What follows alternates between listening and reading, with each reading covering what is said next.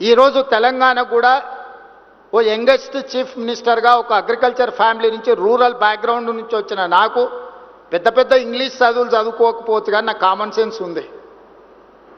Common sense is biggest asset for any one. Language is not an a knowledge, language is only for communication. అమెరికాలో బిచ్చమెత్తుకునేటోని కూడా English వస్తుంది, వాని ఊర్లో మాట్లాడుకునేదే English, బాత్రూమ్లు కడిగేటోని కూడా ఇంగ్లీష్ వస్తుంది.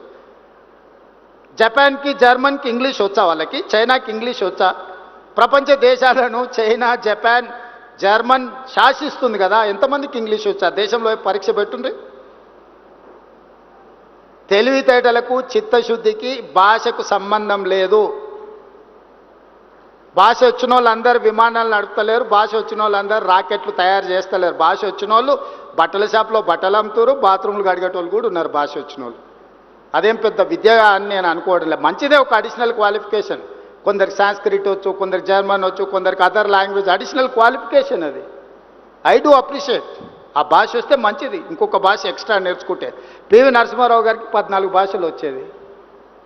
ఏ రాష్ట్ర ఎంపీ పోయినా కూడా వాళ్ళ భాషలతో మాట్లాడితే వాళ్ళు చాలా సంతోషపడేవాళ్ళు. పని అయినా కాకపోయినా సార్ మా భావం మా బాధ అర్థం చేసుకున్నాడని.